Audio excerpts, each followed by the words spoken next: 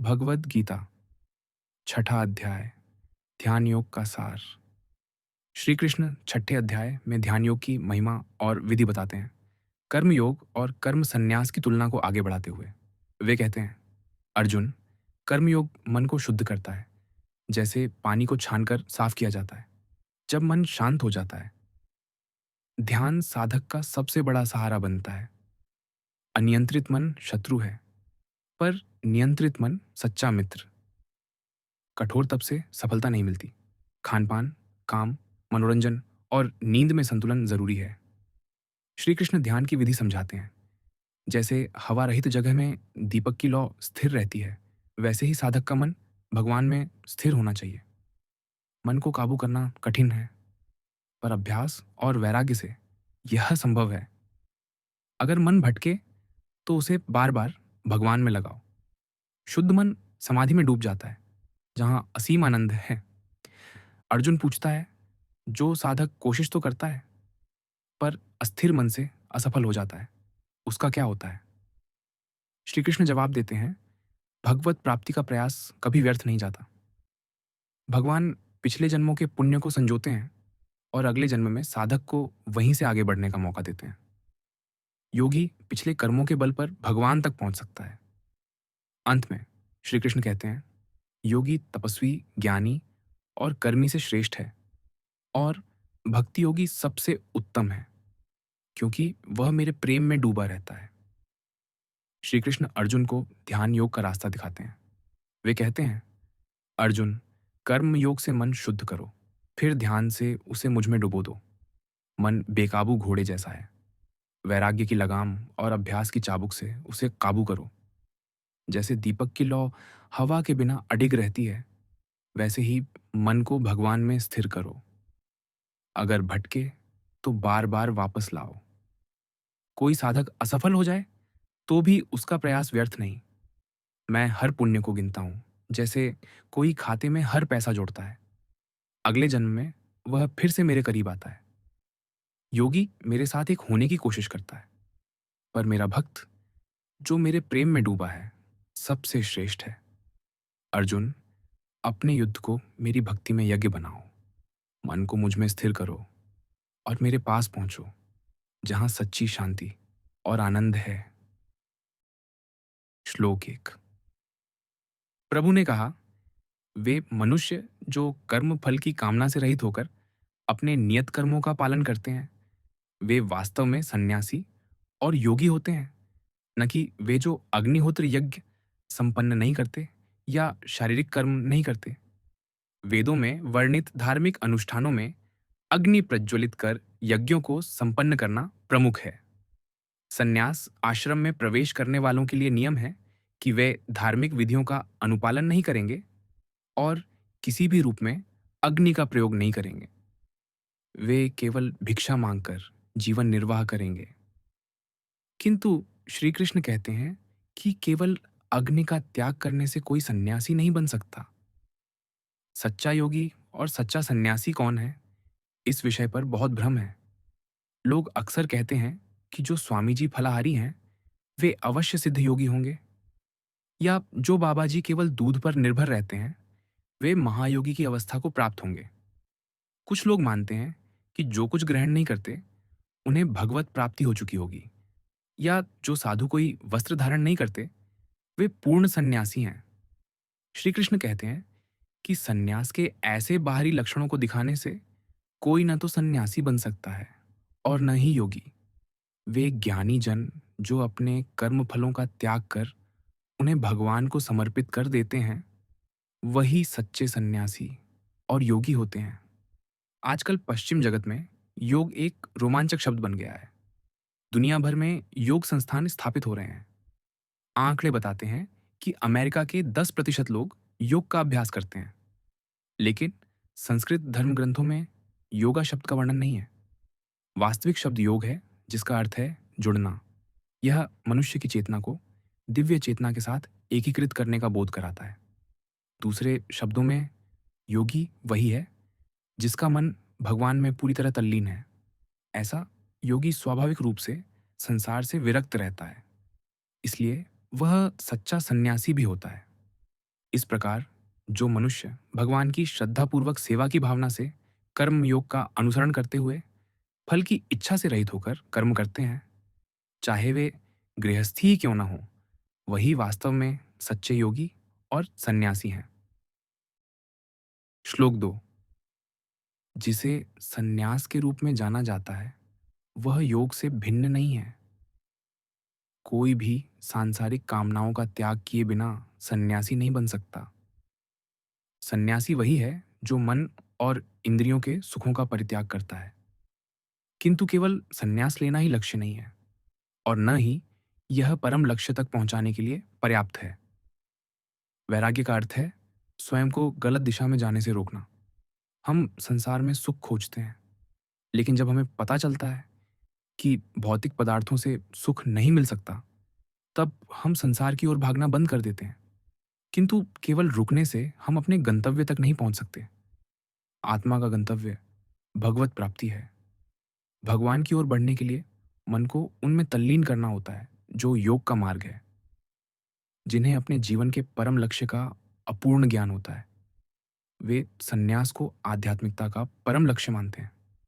लेकिन जो वास्तव में जीवन के परम लक्ष्य को जानते हैं, वे श्रद्धापूर्वक भगवत प्राप्ति को अपना लक्ष्य मानते हैं।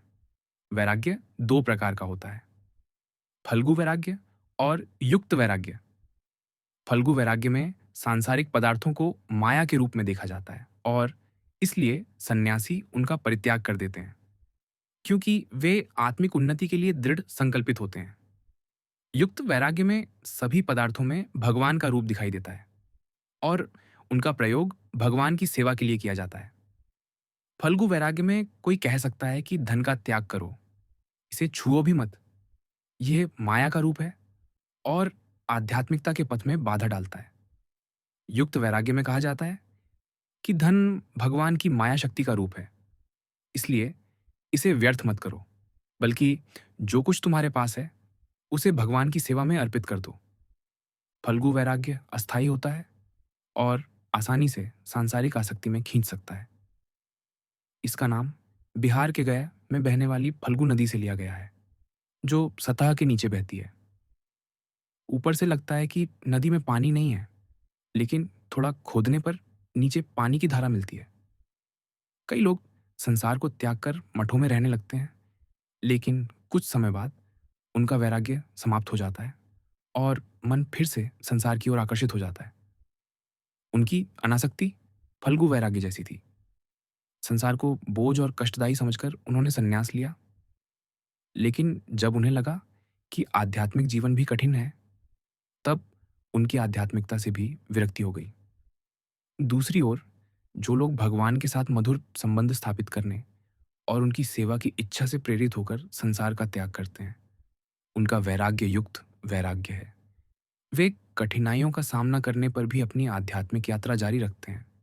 श्री कृष्ण कहते हैं कि सच्चा सन्यासी वही है जो योगी भी है, अर्थात वह जो अपने मन को भगवान की प्रेममयी सेवा में लगा देता है। लौकिक कामनाओं का त्याग किए बिना कोई योगी नहीं बन सकता। यदि मन में सांसारिक कामनाएं रहती हैं, तो मन स्वाभाविक रूप से सांसारिक आकर्षणों की ओर भागेगा। मन को भगवान के साथ जोड़ना तभी संभव है जब वह सभी सांसारिक कामनाओं से मुक्त हो।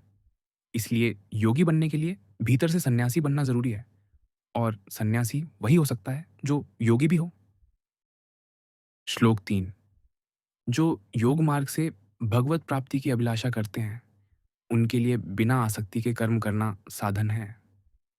और जो योगी पहले से योग में उच्चता प्राप्त कर चुके हैं, उनके लिए ध्यानावस्था में परम शांति साधन है। श्री कृष्ण कहते हैं कि आत्मकल्याण के दो मार्ग हैं, ज्ञान का मार्ग और कर्म का मार्ग। उन्होंने अर्जुन को कर्म के मार्ग का अनुसरण करने का उपदेश दिया, जिसे उत्तम मार्ग बताया। लेकिन क्या हमें जीवन भर कर्म करते रहना चाहिए? इस प्रश्न का उत्तर देते हुए श्री कृष्ण कर्मयोग की सीमा बताते हैं। जब हम कर्मयोग का पालन करते हैं, तो यह मन को शुद्ध करता है और आध्यात्मिक ज्ञान को परिपक्व करता है। जब मन शुद्ध हो जाता है और हम योग में स्थिर हो जाते हैं, तब कर्मयोग का त्याग कर संन्यास लिया जा सकता है। उस समय लौकिक गतिविधियों का कोई प्रयोजन नहीं रहता और ध्यान हमारी साधना बन जाती है। इसलिए हमें वही मार्ग अपनाना चाहिए जो हमारी योग्यता के अनुरूप हो। श्री कृष्ण कहते हैं कि जो योग प्राप्त करने की इच्छा रखते हैं उनके लिए कर्म योग उपयुक्त है, और जो योग में उन्नत हो चुके हैं उनके लिए कर्म संन्यास अधिक उपयुक्त है। योग शब्द का उपयोग लक्ष्य और साधन दोनों के लिए होता है। लक्ष्य के रूप में योग का अर्थ है भगवान के साथ एकीकृत होना। साधन के रूप में योग का अर्थ है भगवान के साथ जुड़ने का मार्ग। योग उस सीढ़ी की तरह है जिस पर चढ़कर हम भगवान तक पहुंचते हैं। इस सीढ़ी के नीचे के पायदान पर आत्मा सांसारिकता में जकड़ी रहती है। योग रूपी सीढ़ी आत्मा को निचले स्तर से ऊपरी स्तर तक ले जाती है, जहां चेतना दिव्यता में तल्लीन हो जाती है। इस सीढ़ी के विभिन्न पायदान हैं, लेकिन सबके लिए योग एक सामान्य शब्द है। जो साधक भगवान में एकाकार होने की अभिलाषा रखते हैं वे योग रूपी सीढ़ी पर चढ़ना शुरू करते हैं, और जो इस सीढ़ी के सबसे ऊपरी पायदान तक पहुंच चुके हैं वे योग में सिद्ध हो जाते हैं। श्लोक 4। जब कोई मनुष्य न तो भौतिक विषयों में और न ही कर्मों के अनुपालन में आसक्त होता है, वह कर्म फलों की सभी इच्छाओं का त्याग करने के कारण योग मार्ग में आरूढ़ कहलाता है। जब मन भगवान में अनुरक्त हो जाता है तब वह स्वतः ही संसार से विरक्त हो जाता है। किसी व्यक्ति के मन की स्थिति का आकलन इस बात से किया जा सकता है कि क्या उसका मन सभी प्रकार की सांसारिक कामनाओं के चिंतन से मुक्त हो गया है। वही व्यक्ति संसार से विरक्त माना जाता है जो न तो भौतिक सुखों की लालसा करता है और न ही उन्हें पाने के लिए कर्म करता है। ऐसा व्यक्ति इंद्रिय सुखों को उत्पन्न करने वाले अवसरों की खोज करना बंद कर देता है। वह विषय भोग से सुख पाने के सभी विचारों को शांत कर देता है और पुराने सुखों की स्मृतियों को मिटा देता है। तब मन निजी स्वार्थों की तुष्टि के लिए किसी बहकावे में नहीं फंसता। जब हम अपने मन पर इस तरह नियंत्रण प्राप्त कर लेते हैं तभी हम योग में उन्नत माने जाते हैं। श्लोक 5। मन की शक्ति द्वारा आत्म उत्थान करो और स्वयं का पतन न होने दो। मन ही जीवात्मा का मित्र और शत्रु दोनों हो सकता है। हम अपने उत्थान और पतन के लिए स्वयं जिम्मेदार हैं। भगवत प्राप्ति के मार्ग में कोई भी हमें बाधा नहीं डाल सकता। संत और गुरु हमें मार्ग दिखाते हैं, लेकिन हम अपनी इच्छा के अनुसार चलते हैं। एक कहावत है कि एक पेड़ पर दो पक्षी बैठे हैं, एक गुरु और एक चेला। गुरु का पतन उसके अपने कर्मों से होगा और चेला भी अपने कर्मों से नीचे गिरेगा। हमारे अनंत जन्म हो चुके हैं और भगवत प्राप्त संत हमेशा धरती पर रहे हैं। यदि कभी संसार में ऐसे संत न होते तो जीवात्माओं को भगवत प्राप्ति नहीं हो सकती थी। इसलिए भगवान सुनिश्चित करते हैं कि महापुरुष हर युग में निष्ठावान भक्तों का मार्गदर्शन करें और मानवता को प्रेरित करें। हम पिछले जन्मों में कई बार ऐसे संतों से मिले, फिर भी हमें भगवत प्राप्ति नहीं हुई। इसका मतलब है कि मार्गदर्शन की कमी नहीं थी, बल्कि हमारी मूर्खता या संतों के उपदेशों का पालन न करना मुख्य समस्या थी। हमें पहले अपनी वर्तमान आध्यात्मिक स्थिति को स्वीकार करना चाहिए। जब हमें अपनी स्थिति का बोध हो जाता है तभी हम में आत्मविश्वास जागता है और हम अपने प्रयासों से उत्थान कर सकते हैं। जब हम आध्यात्मिक मार्ग में कठिनाइयों का सामना करते हैं तो हम दूसरों को दोष देते हैं और उन्हें अपने कष्टों का कारण मानते हैं। लेकिन हमारा सबसे बड़ा शत्रु हमारा अपना मन है। यही मन विध्वंस का कारण बनता है। यह हमारी परम लक्ष्य की इच्छा को नष्ट कर देता है।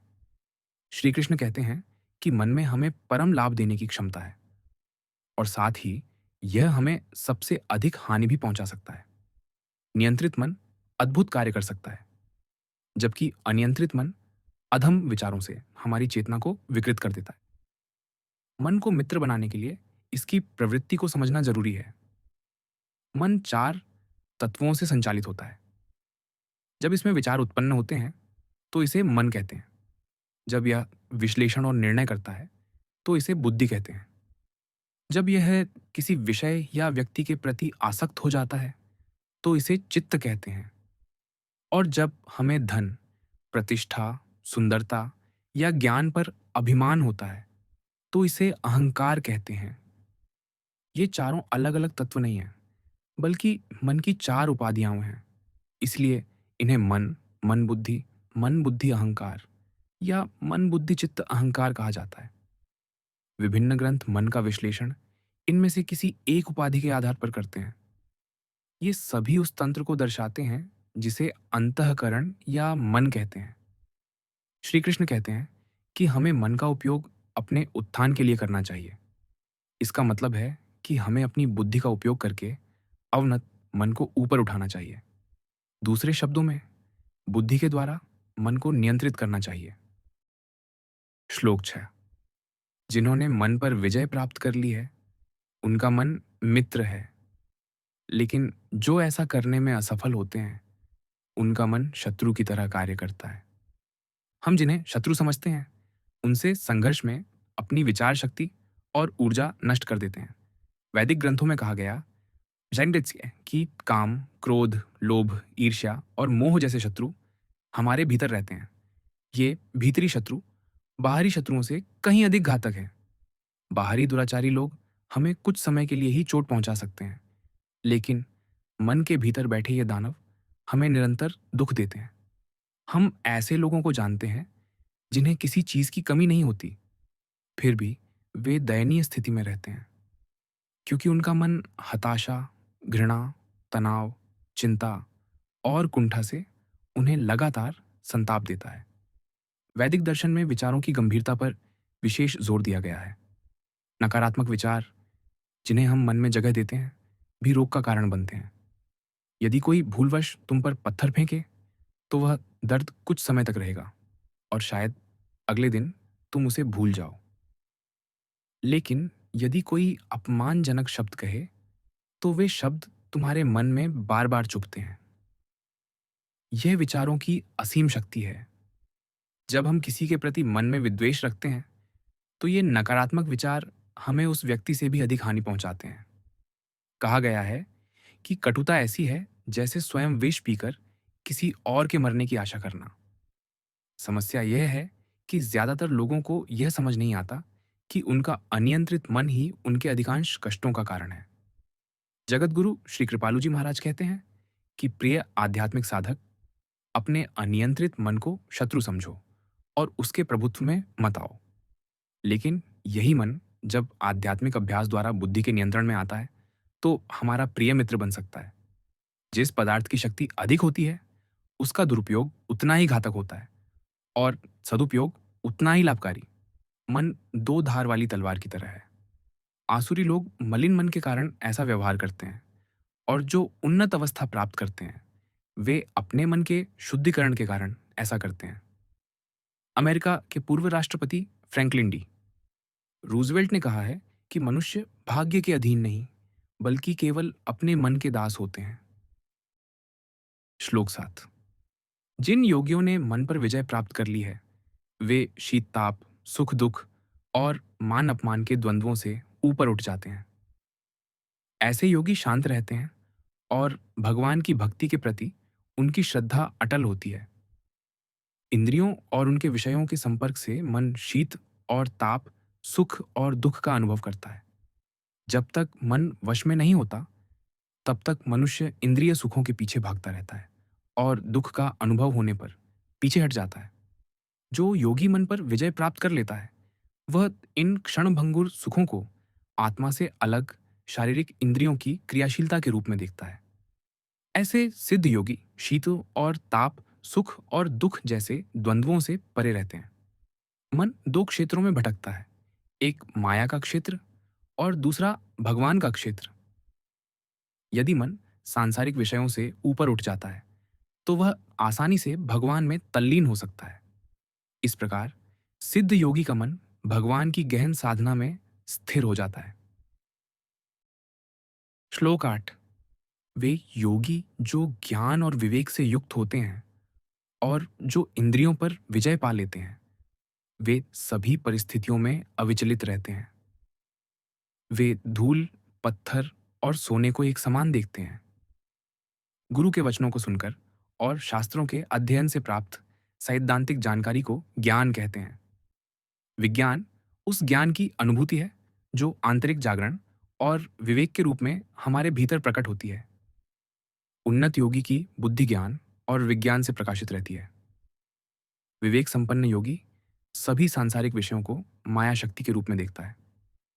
सिद्ध योगी सभी पदार्थों का संबंध भगवान से जोड़ते हैं, क्योंकि माया का संबंध भगवान से है और सभी वस्तुएं उनकी सेवा के लिए हैं।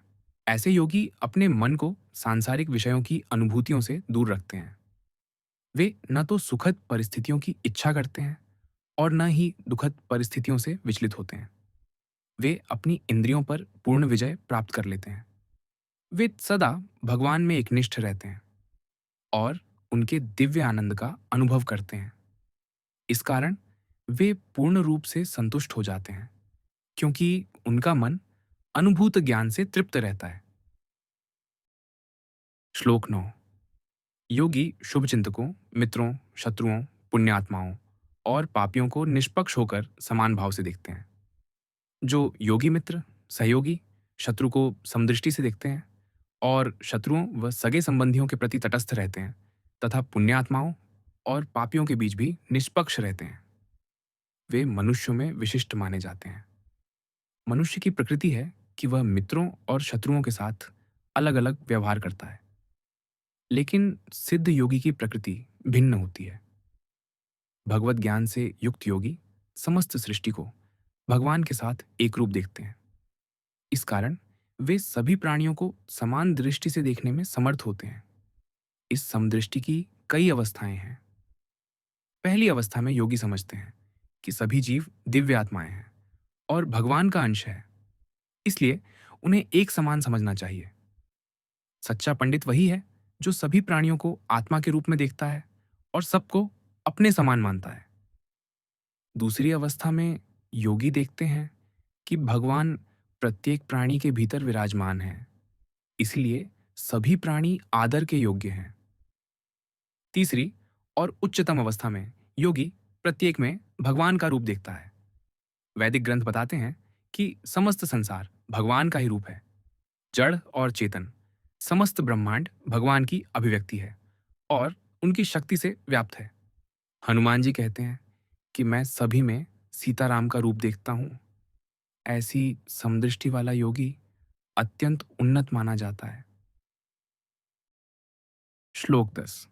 योग की अवस्था प्राप्त करने के इच्छुक साधकों को चाहिए कि वे एकांत स्थान में रहें और मन व शरीर को नियंत्रित कर निरंतर भगवान के चिंतन में लीन रहें तथा समस्त कामनाओं और सुखों का संग्रह करने से मुक्त रहें। किसी भी क्षेत्र में निपुणता के लिए निरंतर अभ्यास आवश्यक है। जैसे तैराकी में ओलंपिक चैंपियन वही बन सकता है जो प्रतिदिन कई घंटे अभ्यास करता है, न कि वह जो कभी कभार तैरता है। उसी प्रकार आध्यात्मिकता में प्रवीणता के लिए भी नियमित अभ्यास जरूरी है। श्री कृष्ण साधकों को प्रतिदिन साधना करने की सलाह देते हैं। इसके लिए पहला चरण है एकांत स्थान। हम दिन भर सांसारिक वातावरण से घिरे रहते हैं। शारीरिक गतिविधियां, लोगों से संपर्क और बातचीत मन को और अधिक सांसारिक बना देते हैं। मन को भगवान की ओर ले जाने के लिए हमें प्रतिदिन कुछ समय एकांत में साधना के लिए समर्पित करना चाहिए। दूध और पानी का उदाहरण इस बात को स्पष्ट करता है। यदि दूध को पानी में डाल दें तो वह अपनी पहचान खो देता है, क्योंकि पानी उसमें मिल जाता है। लेकिन जब दूध को अलग रखकर दही बनाया जाए और उससे मक्खन निकाला जाए तो मक्खन पानी में नहीं घुलता। मक्खन पानी को चुनौती देता है कि मैं तुम्हारे ऊपर तैरूंगा और तुम मेरा कुछ नहीं बिगाड़ सकते। हमारा मन भी दूध की तरह है। संसार के संपर्क से यह सांसारिक हो जाता है, लेकिन एकांत वातावरण मन को सांसारिक विषयों से दूर रखता है और उसे भगवान में लगाने में मदद करता है। जब मन भगवान में पूरी तरह अनुरक्त हो जाता है, तब साधक संसार को चुनौती दे सकता है कि मैं माया के गुणों के बीच रहकर भी उनसे अछूता रहूंगा। अपने दैनिक कार्यक्रम में कुछ समय साधना के लिए निश्चित करना चाहिए। एकांत कमरे में, जहाँ सांसारिक व्यवधान न हो, मन को शुद्ध करके और उसे दृढ़ता से भगवान में केंद्रित करके साधना करनी चाहिए। यदि हम इस तरह 2 घंटे अभ्यास करते हैं, तो सांसारिक गतिविधियों में व्यस्त रहते हुए भी दिन भर इसका लाभ पा सकते हैं। इस विधि से हम उस उच्च चेतनावस्था को बनाए रख सकते हैं, जो हमने एकांत में साधना के दौरान प्राप्त की थी। श्लोक 11। योगाभ्यास के लिए स्वच्छ स्थान पर भूमि पर कुशा बिछाकर, उसे मृगछाला से ढककर और उसके ऊपर वस्त्र बिछाना चाहिए। आसन बहुत ऊंचा या बहुत नीचा नहीं होना चाहिए। श्री कृष्ण यहाँ साधना की बाहरी तैयारियों का वर्णन करते हैं। साधना के लिए पवित्र और स्वच्छ स्थान चुनना चाहिए। प्रारंभिक चरणों में बाहरी वातावरण मन को प्रभावित करता है, लेकिन बाद में साधक गंदे या अस्वच्छ स्थानों पर भी आंतरिक शुद्धता प्राप्त कर सकता है। स्वच्छ वातावरण मन को शुद्ध रखने में बहुत मदद करता है। कुश की चटाई तापमान को नियंत्रित करती है, जैसे आजकल के योग मैट। मृगछाला सांप और बिच्छू जैसे विषैले कीटों को साधक के पास आने से रोकती है। यदि आसन बहुत ऊंचा हो तो गिरने का खतरा रहता है, और यदि बहुत नीचा हो तो भूमि पर रेंगने वाले कीट साधना में बाधा डाल सकते हैं। प्राचीन और आधुनिक दोनों समय के निर्देशों का उद्देश्य एक ही है, मन को भगवान के चिंतन में लीन करना। श्लोक 12 और 13। योगी को उस आसन पर दृढ़तापूर्वक बैठकर मन को शुद्ध करने के लिए सभी प्रकार के विचारों और क्रियाओं को नियंत्रित कर मन को एक बिंदु पर स्थिर करते हुए साधना करनी चाहिए। उसे शरीर, गर्दन और सिर को सीधा रखते हुए आंखों को हिलाए बिना नासिका के अग्रभाग पर दृष्टि स्थिर करनी चाहिए। श्री कृष्ण यहाँ साधना के लिए शरीर की उत्तम मुद्रा का वर्णन करते हैं। साधना के दौरान अक्सर लोगों में आलस्य या नींद आने की प्रवृत्ति होती है। ऐसा इसलिए होता है क्योंकि मायाबद्ध मन को शुरू में भगवान के चिंतन में उतना आनंद नहीं मिलता जितना वह सांसारिक विषयों का भोग करने में पाता है। इससे मन भगवान पर केंद्रित होने के बजाय शिथिल हो सकता है। हम लोगों को खाना खाते समय ऊँघते नहीं देखते, लेकिन साधना या भगवान के नाम का जप करते समय नींद आने की शिकायत आम है। इससे बचने के लिए श्री कृष्ण सीधा और स्थिर बैठने की सलाह देते हैं। साधना के लिए कई प्रकार के आसन उपयुक्त हैं, जैसे पद्मासन, सिद्धासन या सुखासन। साधक वह आसन चुन सकता है जिसमें वह सुविधापूर्वक स्थिर बैठ सके। यदि कोई घुटनों के दर्द के कारण फर्श पर नहीं बैठ सकता, तो वह कुर्सी पर सीधा और स्थिर बैठकर साधना कर सकता है। श्री कृष्ण कहते हैं कि आंखें नासिका के अग्रभाग पर केंद्रित हों या बंद रखी जाए। ये दोनों विधियां सांसारिक आकर्षणों को रोकने में मदद करती हैं। बाहरी आसन और मुद्रा का उचित होना जरूरी है, लेकिन साधना वास्तव में भीतर की यात्रा है। इसके माध्यम से हम अपने स्वरूप में गहराई तक उतर सकते हैं और मन के अनंत जन्मों की मैल को साफ कर सकते हैं। मन को एकाग्र करना सीखकर हम इसकी अपार क्षमता पर नियंत्रण पा सकते हैं। साधना से व्यक्तित्व उन्नत होता है, आंतरिक चेतना जागृत होती है और आत्मज्ञान बढ़ता है। साधना के लाभ इस प्रकार हैं। यह अनियंत्रित मन पर अंकुश लगाती है और कठिन लक्ष्यों को पाने के लिए विचार शक्ति को नियंत्रित करती है। यह प्रतिकूल परिस्थितियों में मानसिक संतुलन बनाए रखने में मदद करती है। यह दृढ़ संकल्प विकसित करती है, जो जीवन में सफलता के लिए जरूरी है। साथ ही यह बुरे संस्कारों और प्रवृत्तियों को दूर करने और सद्गुणों को विकसित करने में सहायक है। उत्तम साधना वह है जिसमें मन भगवान पर केंद्रित हो। श्लोक 14। शांत, भय रहित और अविचलित मन से ब्रह्मचर्य की प्रतिज्ञा में निष्ठ होकर उस प्रबुद्ध योगी को मन से मेरा चिंतन करना चाहिए और मुझे ही अपना परम लक्ष्य मानना चाहिए। श्री कृष्ण साधना में सफलता के लिए ब्रह्मचर्य के पालन पर जोर देते हैं। पशुओं में काम वासना केवल प्रजनन के उद्देश्य से होती है और निश्चित ऋतु में ही वे इसमें लिप्त होते हैं। लेकिन मनुष्य की स्वतंत्रता के कारण यह प्रजनन की प्रक्रिया अनैतिक आनंद का साधन बन जाती है। वैदिक ग्रंथों में ब्रह्मचर्य का पालन करने पर बल दिया गया है। ब्रह्मचर्य अति शक्तिवर्धक होता है। आयुर्वेद में भी ब्रह्मचर्य की प्रशंसा इसके असाधारण स्वास्थ्य लाभों के लिए की गई है। वीर्य आत्मस्वरूप है और इसका संरक्षण स्वास्थ्य का रहस्य है। जो इस अनमोल शक्ति को व्यर्थ करता है, उसका शारीरिक, मानसिक, नैतिक और आध्यात्मिक विकास रुक जाता है। रक्त की 40 बूंदों से वीर्य की एक बूंद बनती है। जो लोग वीर्य को नष्ट करते हैं, वे अस्थिर रहते हैं, जिससे उनकी शारीरिक और मानसिक ऊर्जा, स्मरण शक्ति, मन और बुद्धि कमजोर हो जाती है। ब्रह्मचर्य के पालन से शारीरिक ऊर्जा, बुद्धि की तीक्ष्णता, दृढ़ इच्छा शक्ति, स्मरण शक्ति और आध्यात्मिक बोध में वृद्धि होती है। इससे आंखों में चमक और चेहरे पर लालिमा आती है। ब्रह्मचर्य का अर्थ केवल शारीरिक काम वासना से दूर रहना नहीं है। इसमें 8 प्रकार की गतिविधियों पर नियंत्रण शामिल है।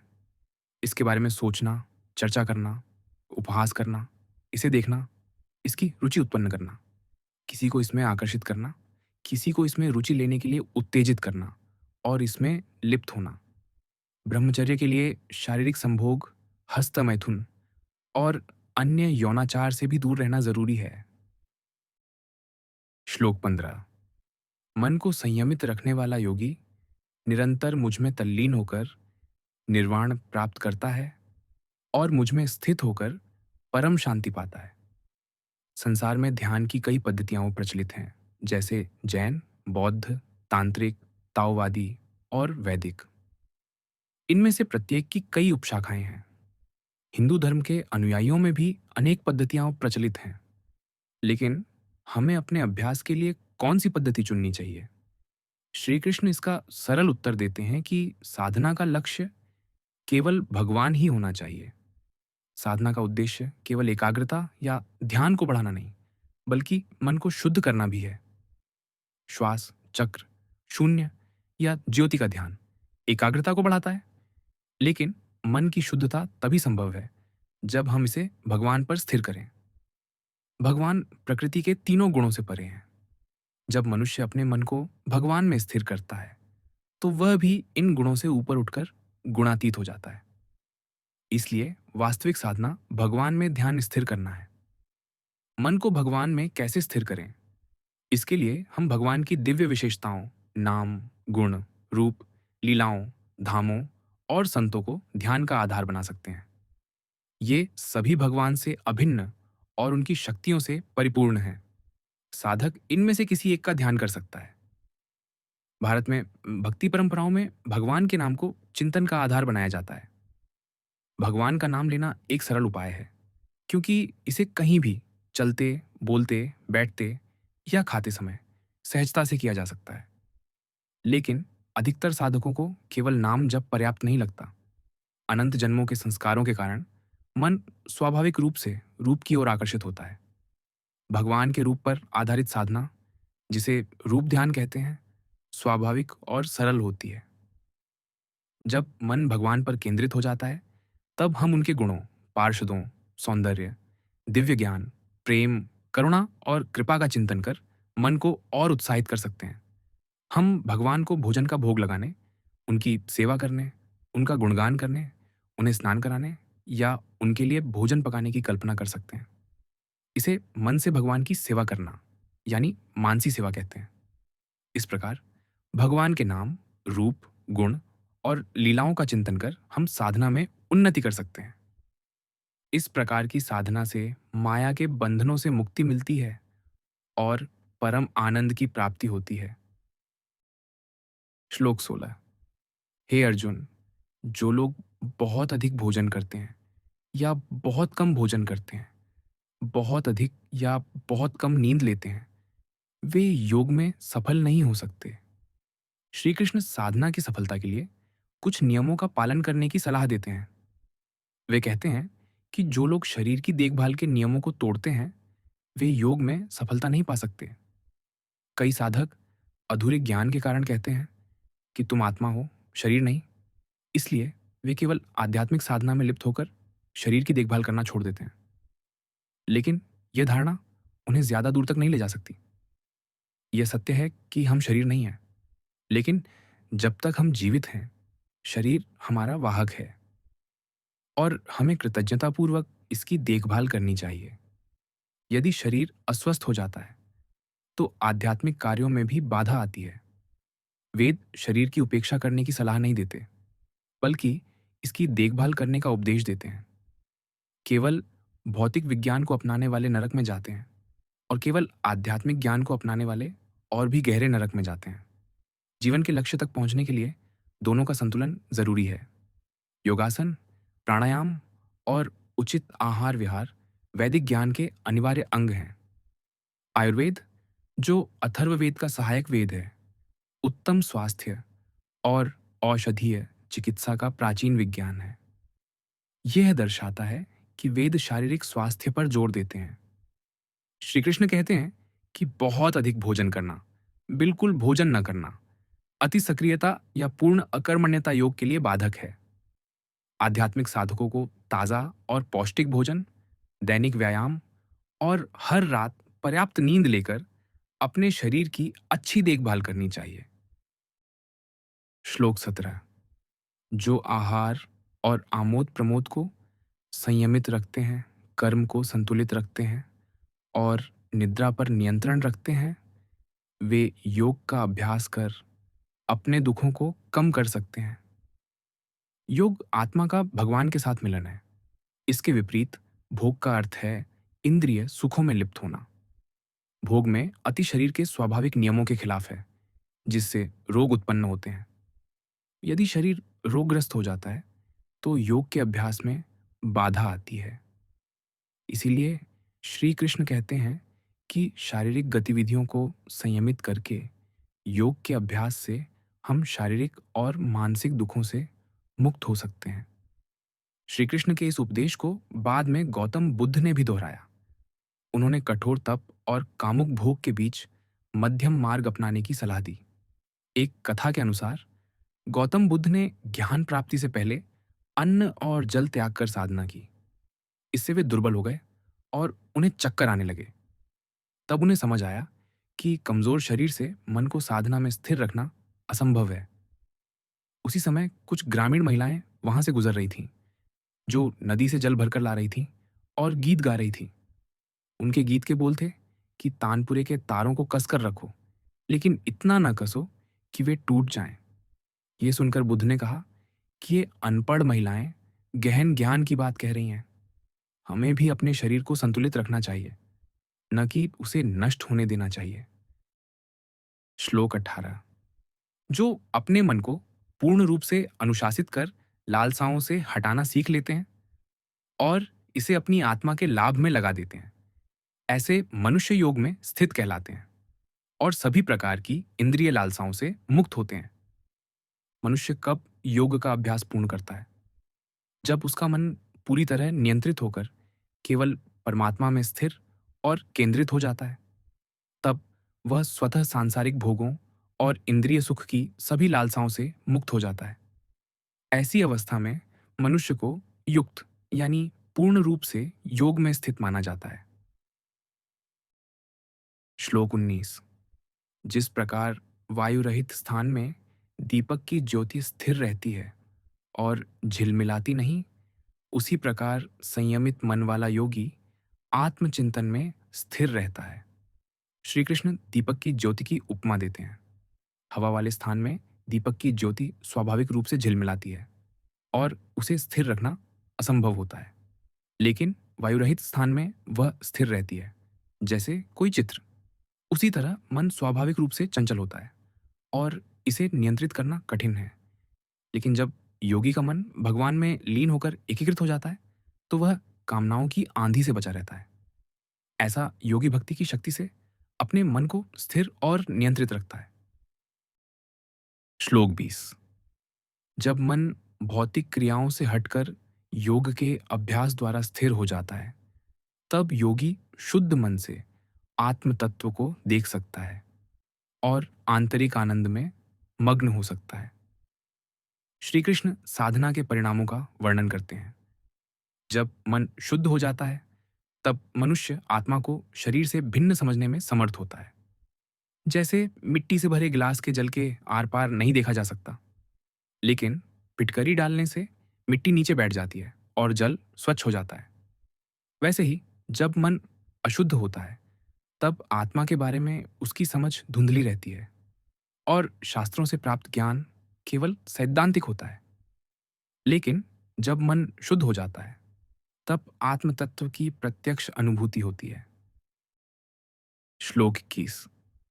योग में चरम आनंद की अवस्था को समाधि कहते हैं और इसमें स्थित मनुष्य परम सत्य के पथ से विचलित नहीं होता।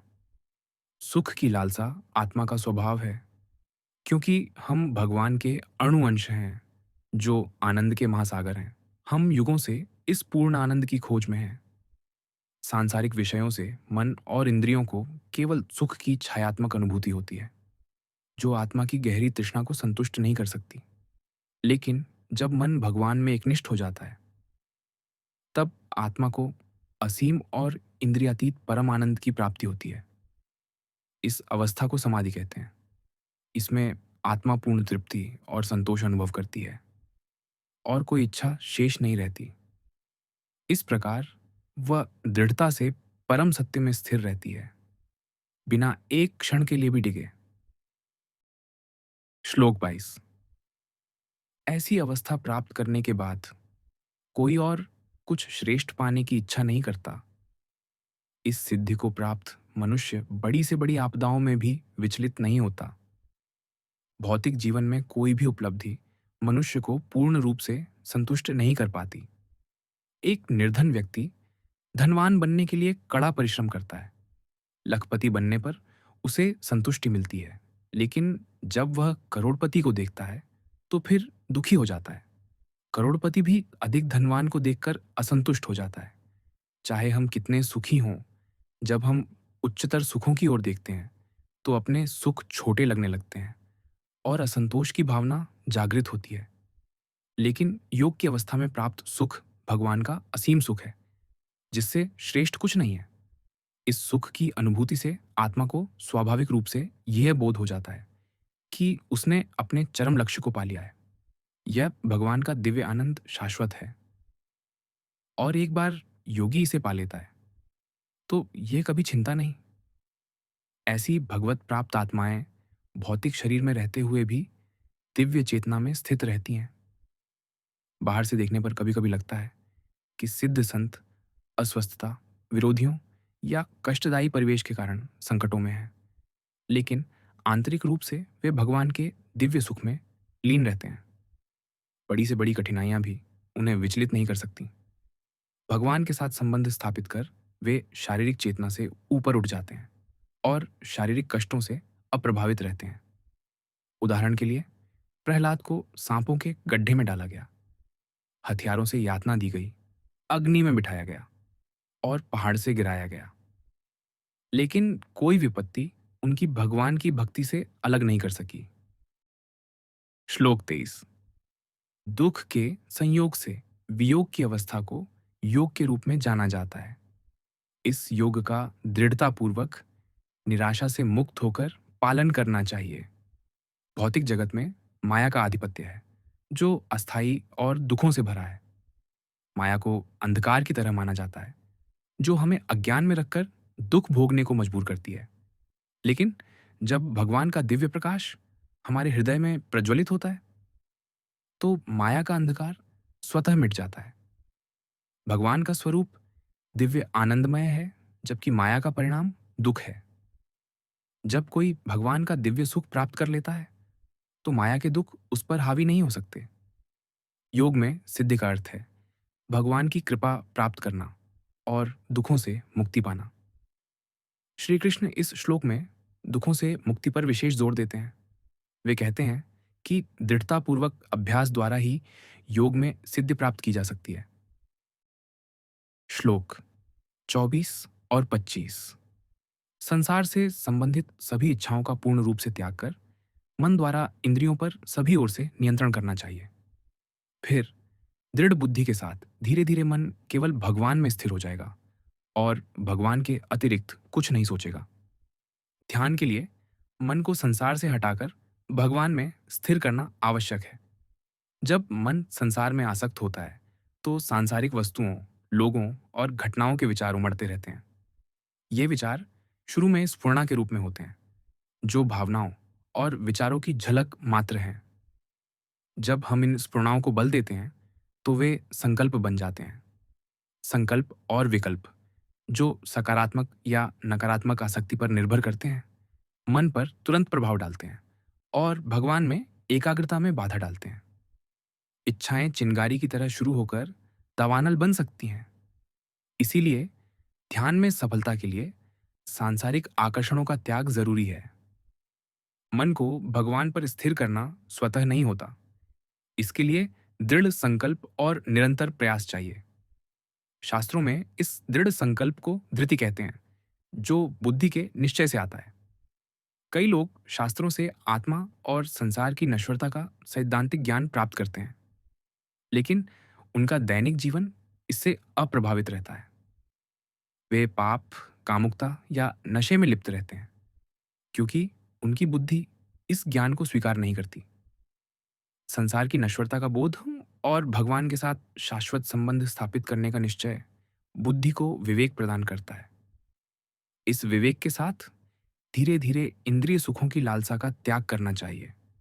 इसे प्रत्याहार कहते हैं, जिसमें मन और इंद्रियों को विषयों की ओर आकर्षित होने से रोका जाता है।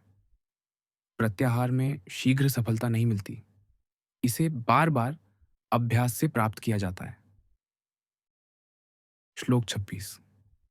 जब और जहां भी मन बेचैन और अस्थिर होकर भटकने लगे, तब उसे वापस लाकर भगवान की ओर केंद्रित करना चाहिए।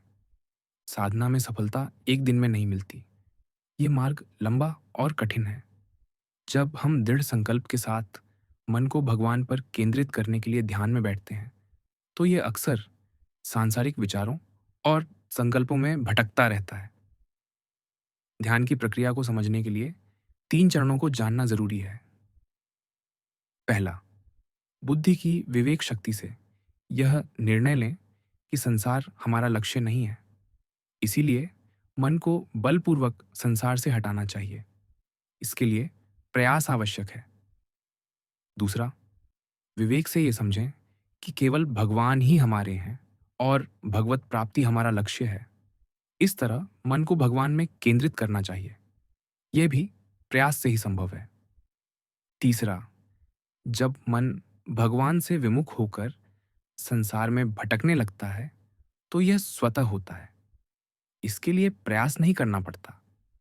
जब तीसरा चरण स्वतः होता है, तो साधक निराश होकर सोचते हैं कि इतने परिश्रम के बाद भी मन संसार में चला गया। लेकिन श्री कृष्ण हमें निराश न होने की सलाह देते हैं। वे कहते हैं कि मन चंचल है। हमें यह देखना चाहिए कि नियंत्रण के प्रयासों के बाद भी मन सांसारिक विषयों की ओर भटकता है या नहीं। जब यह भटकने लगे, तो हमें फिर से पहले और दूसरे चरण के निर्देशों को दोहराते हुए मन को संसार से हटाकर भगवान में केंद्रित करना चाहिए। यदि तीसरा चरण फिर से सक्रिय हो, तो हार नहीं माननी चाहिए। बार बार पहले और दूसरे चरण का अभ्यास करना होगा। धीरे धीरे मन की भगवान में भक्ति बढ़ेगी और संसार से विरक्ति भी बढ़ेगी। इससे मन वश में होगा और साधना में ध्यान लगाना आसान और सहज हो जाएगा। श्लोक 27। जिस योगी का मन शांत हो जाता है, जिसकी वासनाएं वश में हो जाती हैं, जो निष्पाप है और जो प्रत्येक वस्तु को भगवान से जोड़कर देखता है, उसे अलौकिक आनंद प्राप्त होता है। सिद्ध योगी अपने मन को भौतिक विषयों से हटाने और भगवान में केंद्रित करने में निपुण हो जाता है। उसका मन पूर्ण रूप से शांत हो जाता है और उसकी सभी भावनाएं नियंत्रित हो जाती हैं। शुरू में मन को भगवान की ओर केंद्रित करने के लिए प्रयास जरूरी थे, लेकिन अब मन स्वतः भगवान की ओर आकर्षित होता है। इस अवस्था में साधक सब कुछ भगवान से संबंधित मानता है। जब मन भगवान की भक्ति में पूरी तरह डूब जाता है, तब आत्मा अपने भीतर विराजमान भगवान के असीम आनंद की अनुभूति करती है। साधक अक्सर पूछते हैं कि वे कैसे जानें कि उनकी आध्यात्मिक उन्नति हो रही है? इसका उत्तर यही है कि जब हम अपने भीतर अलौकिक आनंद का अनुभव बढ़ता देखते हैं, तो ये संकेत है कि हमारा मन नियंत्रित हो रहा है और हमारी चेतना आध्यात्मिक रूप से ऊपर उठ रही है। श्री कृष्ण कहते हैं कि जब हम काम वासना से मुक्त और निष्पाप हो जाते हैं, तब हम भगवत चेतना से युक्त होकर परम आनंद का अनुभव करते हैं। श्लोक 28। इस प्रकार योगी स्वयं को भगवान से एकीकृत कर भौतिक कल्मशों से मुक्त हो जाता है और निरंतर परमेश्वर में तल्लीन होकर उनकी दिव्य प्रेममयी भक्ति में परम सुख प्राप्त करता है। सुख को 4 श्रेणियों में बांटा जा सकता है। तामसिक सुख नशा, मदिरा, धूम्रपान, मांसाहार, हिंसा और अत्यधिक नींद से मिलता है। राजसिक सुख 5 इंद्रियों और मन की तृप्ति से प्राप्त होता है। सात्विक सुख अनुराग, परोपकार, ज्ञान के विकास और मन की शांति से अनुभव होता है, जिसमें आत्मज्ञान की अनुभूति भी शामिल है, जो मन को आत्मा पर केंद्रित करने से मिलती है। निर्गुण सुख भगवान का दिव्य सुख है, जो असीम और अनंत है। श्री कृष्ण कहते हैं कि जो योगी भौतिक कल्मशों से मुक्त होकर भगवान में एकनिष्ठ हो जाता है, वह इस उच्च अवस्था में परम आनंद प्राप्त करता है। श्लोक 29। सच्चा योगी अपनी चेतना को भगवान के साथ एकीकृत कर समान दृष्टि से सभी जीवों में भगवान और भगवान को सभी जीवों में देखता है। दीपावली के दौरान दुकानों में चीनी से बनी मिठाइयाँ विभिन्न आकृतियों जैसे हाथी, गेंद या टोपी के रूप में बिकती हैं। बच्चे कार या हाथी की आकृति वाली मिठाइयाँ मांगते हैं, लेकिन अभिभावक उनकी नासमझी पर हंसते हैं, क्योंकि ये सभी मिठाइयाँ एक ही चीनी से बनी होती हैं और उनकी मिठास एक समान होती है। इसी तरह भगवान अपनी विभिन्न शक्तियों के साथ सभी पदार्थों में व्याप्त रहते हैं। सिद्ध योगी समान दृष्टि से सभी वस्तुओं को भगवान से जुड़ा हुआ देखता है। श्लोक 30। वे जो मुझे सर्वत्र और प्रत्येक वस्तु में देखते हैं, मैं उनके लिए कभी अदृश्य नहीं होता और वे मेरे लिए अदृश्य नहीं होते। भगवान को भूलना यानी मन का भगवान से विमुख होकर भटकना और भगवान को याद करना यानी मन को भगवान में एकीकृत कर उनके सम्मुख होना मन को भगवान से जोड़ने का सरल उपाय है। सभी पदार्थों और जीवों को भगवान से संबंधित देखना। उदाहरण के लिए, यदि कोई हमें आहत करता है, तो मन स्वाभाविक रूप से रोष और घृणा व्यक्त करता है। यदि हम मन को ऐसा करने देते हैं, तो वह आध्यात्मिक क्षेत्र से दूर चला जाता है और भगवान से योग टूट जाता है। लेकिन यदि हम उस व्यक्ति के भीतर भगवान की उपस्थिति देखते हैं, तो सोचेंगे कि भगवान इस व्यक्ति के माध्यम से मेरी सहनशीलता की परीक्षा ले रहे हैं। इस तरह हम मन को नकारात्मक भावनाओं का शिकार होने से रोक सकते हैं। इसी तरह जब मन मित्र या सगे संबंधी में आसक्त होता है, तो वह भगवान से विमुख हो जाता है।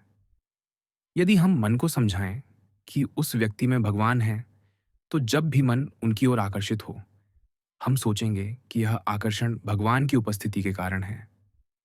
इससे मन स्थिर होकर भगवान की भक्ति में लीन रहता है।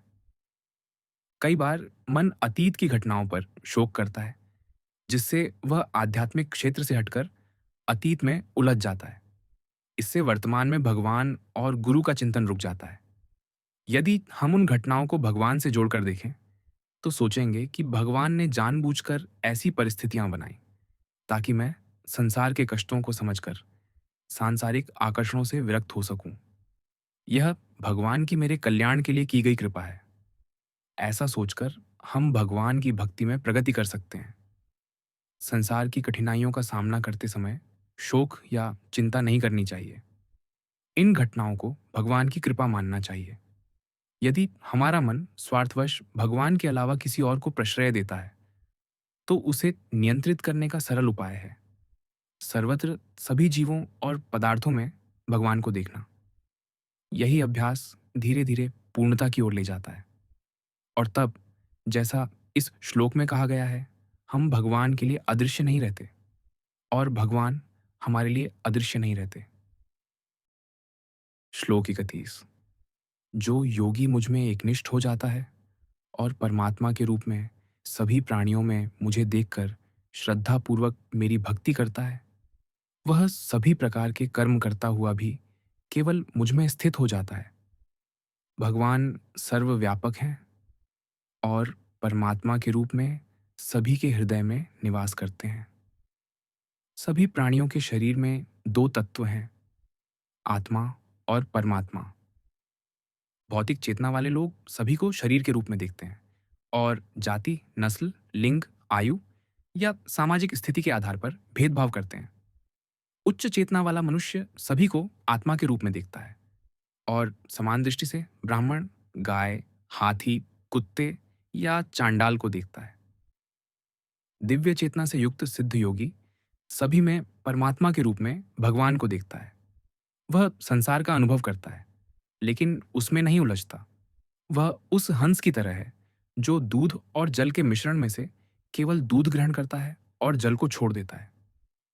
सिद्धावस्था प्राप्त योगी को परमहंस कहते हैं। वह सर्वत्र केवल भगवान को देखता है और संसार का बोध नहीं करता। ऐसे योगी भगवान की अनुभूति करते हैं, उनके बारे में सुनते हैं और उनका ही चिंतन करते हैं। श्लोक 32। मैं उन पूर्ण सिद्ध योगियों का सम्मान करता हूँ जो सभी जीवों में समानता के दर्शन करते हैं और दूसरों के सुखों और दुखों के प्रति ऐसी भावना व्यक्त करते हैं जैसे कि वे उनके अपने हों। जैसे शरीर के सभी अंग हमारे हैं और यदि किसी अंग में विकार आता है तो हम उसकी चिंता करते हैं, वैसे ही जो योगी सभी प्राणियों में भगवान को देखते हैं, उन्हें सभी के सुख और दुख अपने जैसे लगते हैं। यदि हमारे किसी अंग को कष्ट होता है तो हमें भी कष्ट महसूस होता है। उसी तरह सिद्ध योगी सभी जीवों के सुख और दुख को अपने समान मानते हैं। ऐसे योगी सभी जीवात्माओं के शुभ चिंतक होते हैं और उनके आंतरिक लाभ के लिए प्रयास करते हैं। यही पूर्ण योगी का समदर्शन है। श्लोक 33। अर्जुन ने कहा, हे मधुसूदन, आपने जिस योग पद्धति का वर्णन किया वह मेरे लिए अव्यावहारिक और अप्राप्य लगती है, क्योंकि मन चंचल है। अर्जुन श्री कृष्ण द्वारा वर्णित योग पद्धति को अव्यावहारिक मानते हैं। श्री कृष्ण ने योग में सिद्ध के लिए आवश्यक बिंदुओं का उल्लेख किया है। इंद्रियों का दमन करना, सभी कामनाओं का त्याग करना, मन को केवल भगवान पर केंद्रित करना, स्थिर मन से भगवान का चिंतन करना और सभी को समान दृष्टि से देखना। अर्जुन खुलकर अपना संदेह व्यक्त करते हैं कि मन के चंचल स्वभाव के कारण इनका पालन करना संभव नहीं है। यदि मन अस्थिर है तो योग की ये सभी अवस्थाएं अप्राप्य हो जाती हैं। श्लोक 34। हे कृष्ण, मन अति चंचल, अशांत, हठी और बलवान है। मुझे लगता है कि वायु की तुलना में मन को वश में करना अत्यंत कठिन है। अर्जुन द्वारा व्यक्त मन की दशा हम सभी के दुराग्रही मन को दर्शाती है। मन बेचैन रहता है क्योंकि यह एक विषय से दूसरे विषय की ओर भटकता रहता है।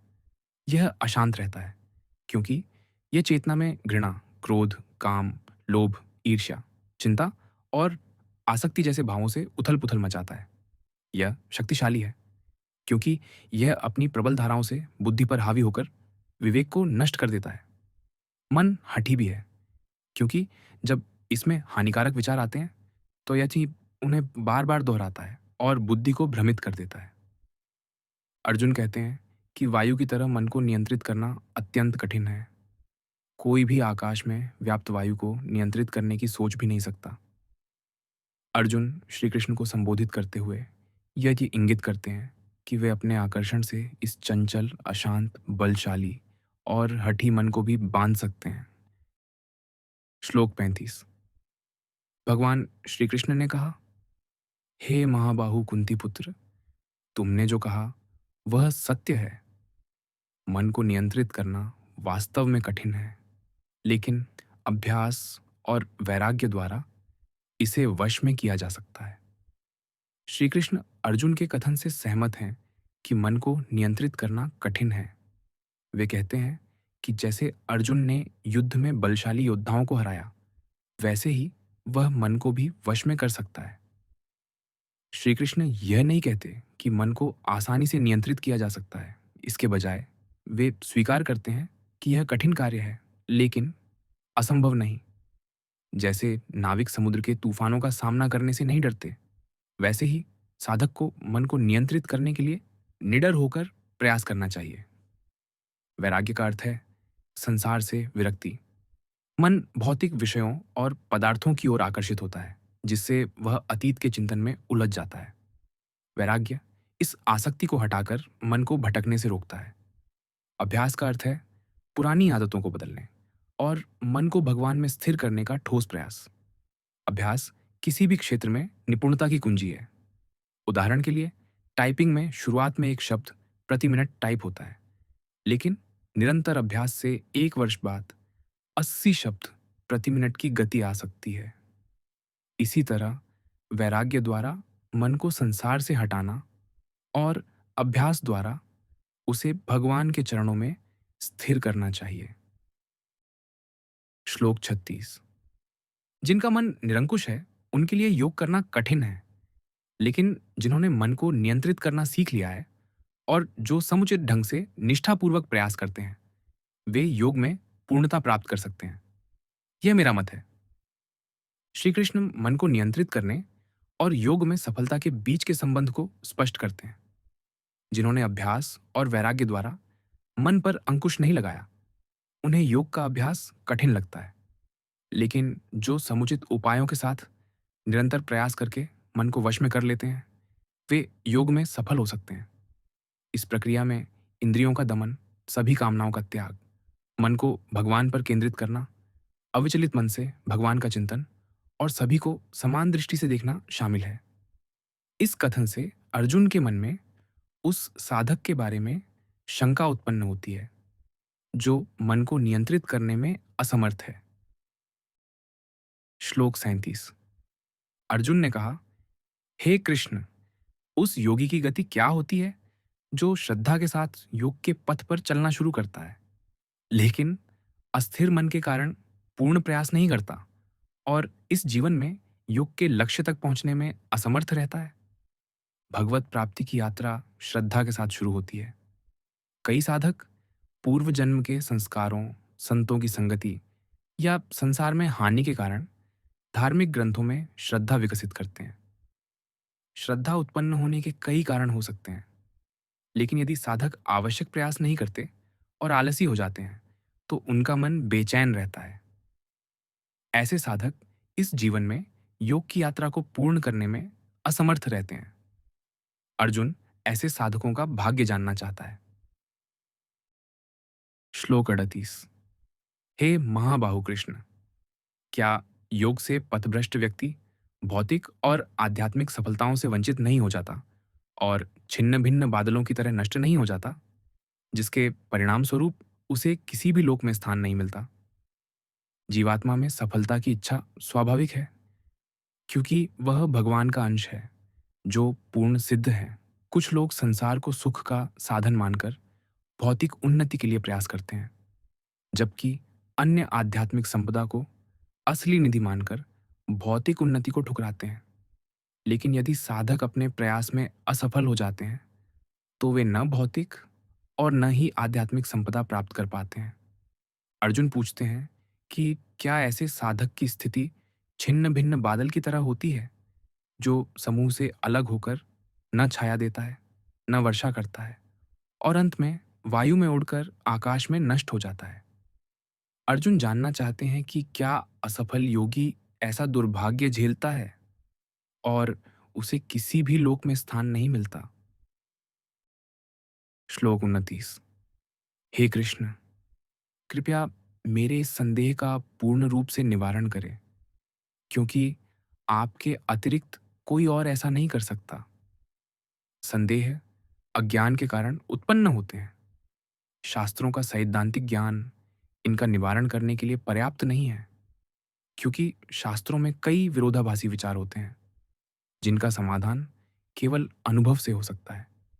महापुरुष अनुभवात्मक ज्ञान से संपन्न होते हैं, लेकिन उनका ज्ञान सीमित होता है और वे सर्वज्ञ नहीं होते। वे संदेह दूर करने में सक्षम हो सकते हैं, लेकिन उनकी तुलना भगवान से नहीं की जा सकती। भगवान सर्वज्ञ और सर्वशक्तिमान हैं, इसलिए वे अज्ञान को उसी तरह दूर कर सकते हैं, जैसे सूर्य अंधकार को पूरी तरह मिटा देता है। श्लोक 40।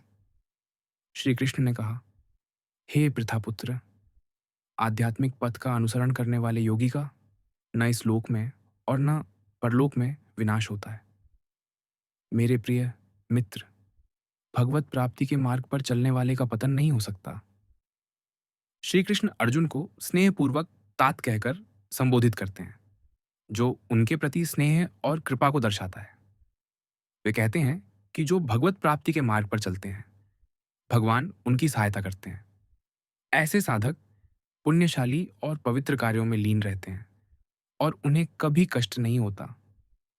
यह श्लोक साधकों को आश्वासन देता है कि भगवान अपने भक्तों की इस लोक और परलोक में रक्षा करते हैं।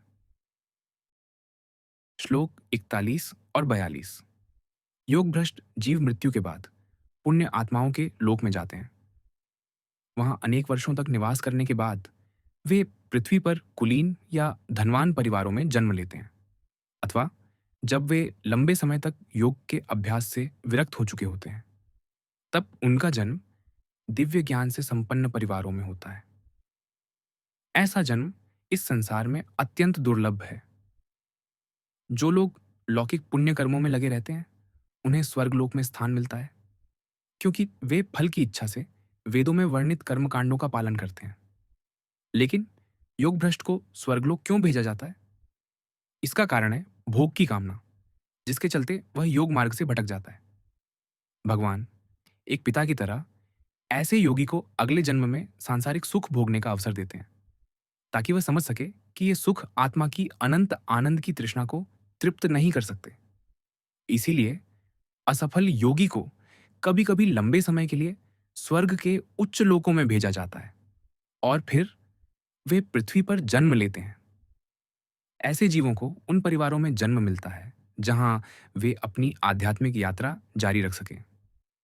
शुचि का अर्थ है पवित्र और सदाचारी, और श्री का अर्थ है धनवान।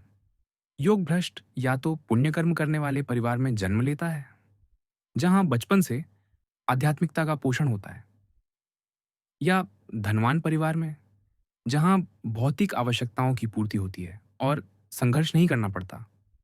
ऐसा पारिवारिक परिवेश आध्यात्मिक रुचि वाले जीवों को आध्यात्मिक गतिविधियों में लगने का अवसर देता है।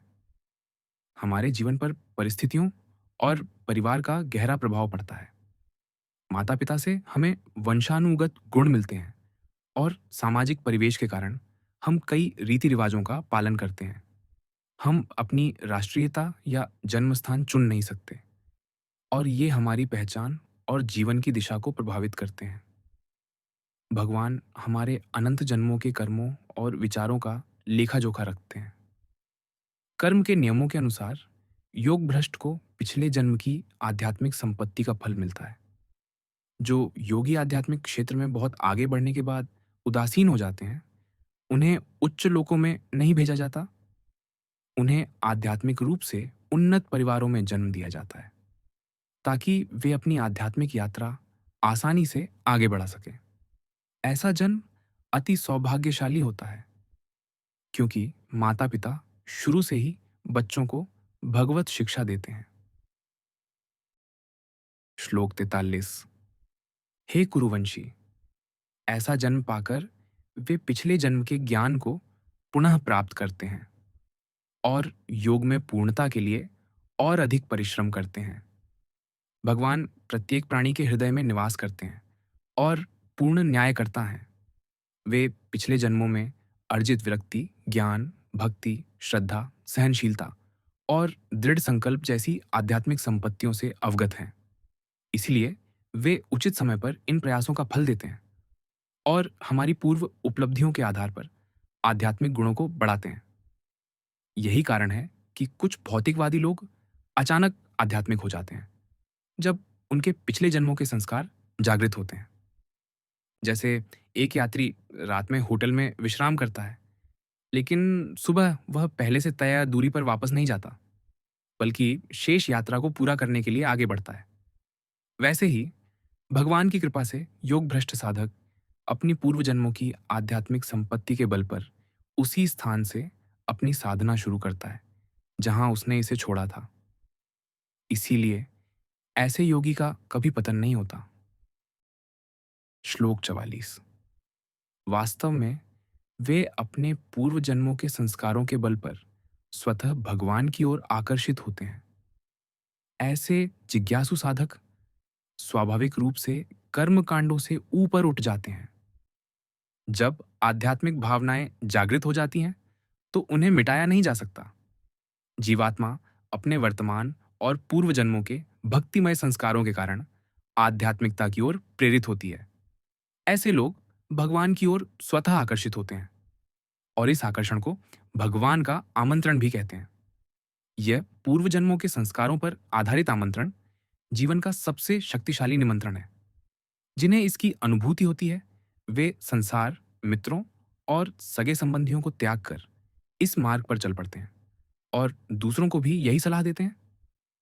इतिहास में कई महान राजा, कुलीन पुरुष और धनाढ्य व्यवसायी अपनी सुख सुविधाएं और प्रतिष्ठा छोड़कर तपस्वी, योगी, ऋषि या स्वामी बन गए। उनकी श्रद्धा केवल भगवान को प्राप्त करने के लिए थी। इसलिए वे स्वाभाविक रूप से भौतिक उन्नति के लिए वेदों में वर्णित कर्म कांडों से ऊपर उठ गए। श्लोक 45। पिछले कई जन्मों में संचित पुण्य कर्मों के द्वारा जब योगी आध्यात्मिक मार्ग में उन्नति के लिए प्रयासरत रहते हैं, तब वे सांसारिक कामनाओं से मुक्त हो जाते हैं और इसी जीवन में भगवत प्राप्ति कर लेते हैं। पिछले जन्मों के संचित अभ्यास आध्यात्मिक उन्नति के लिए अनुकूल वायु की तरह काम करते हैं। इस अनुकूल वायु में योगी अपने वर्तमान जीवन में गहन प्रयासों के द्वारा अपनी आध्यात्मिक यात्रा को आगे बढ़ाते हैं। उनके वर्तमान प्रयास पूर्व जन्मों से भी अधिक गहन होते हैं। इस तरह वे अपनी अतीत की साधना का लाभ उठाते हैं और वर्तमान साधना उन्हें लक्ष्य तक पहुंचाने में सहायक होती है। बाहरी लोगों को लगता है कि योगी ने इस जीवन में ही पूरी दूरी तय कर ली, लेकिन यह कई जन्मों के संचित पुण्य कर्मों का परिणाम है, जिससे योग में पूर्णता प्राप्त होती है। श्लोक 46। एक योगी तपस्वी से, ज्ञानी से और कामकर्मी से भी श्रेष्ठ होता है। अतः हे अर्जुन, तुम सभी प्रकार से योगी बनो। तपस्वी वह है जो स्वेच्छा से वैराग्य अपनाता है, सादा जीवन जीता है और मोक्ष के लिए इंद्रियों के सुखों व भौतिक संपत्ति से दूर रहता है। ज्ञानी वह है जो ज्ञान के संवर्धन में रत रहता है। कर्मी भौतिक समृद्धि और स्वर्ग की प्राप्ति के लिए वेदों में वर्णित कर्मकांडों का पालन करता है। श्री कृष्ण स्पष्ट करते हैं कि इनमें से योगी सर्वश्रेष्ठ है, क्योंकि कर्मी, ज्ञानी और तपस्वी का लक्ष्य लौकिक सिद्धियां प्राप्त करना होता है और वे शारीरिक चेतना पर रहते हैं। इसके विपरीत योगी भगवान को पाने के लिए प्रयास करता है। उसकी सिद्धि आध्यात्मिक स्तर पर होती है, जिसके कारण वह सबसे श्रेष्ठ होता है। श्लोक 47। सभी योगियों में से जो अपने मन को मुझ में तल्लीन रखते हैं और अगाध श्रद्धा से मेरी भक्ति में लीन रहते हैं, उन्हें मैं सर्वश्रेष्ठ मानता हूँ। योगियों में कर्म योगी, भक्ति योगी, अष्टांग योगी आदि शामिल हैं। श्री कृष्ण भक्ति योगी को अष्टांग योगी और हठ योगी से भी श्रेष्ठ घोषित करते हैं, क्योंकि भक्ति भगवान की दिव्य शक्ति है जो भगवान को भी भक्त का दास बना देती है। भक्ति योगी दिव्य प्रेम की शक्ति से संपन्न होता है, इसलिए वह भगवान को अत्यंत प्रिय है और सर्वश्रेष्ठ माना जाता है। श्री कृष्ण यहाँ भजते शब्द का प्रयोग करते हैं, जिसका अर्थ है सेवा करना। यह पूजा से अधिक सार्थक है, क्योंकि यह केवल श्रद्धा रखने तक सीमित नहीं, बल्कि प्रेममयी भक्ति के साथ भगवान की सेवा करने को दर्शाता है। ऐसे भक्त आत्मा की स्वाभाविक स्थिति में स्थापित हो जाते हैं, जहां वे भगवान के नित्य दास बनते हैं। अन्य योगी स्वयं को भगवान के साथ एकीकृत कर लेते हैं, लेकिन यह नहीं समझ पाते कि वे उनके नित्य दास हैं। भक्ति योग ही भगवान की पूर्ण और अंतरंग अनुभूति कराता है।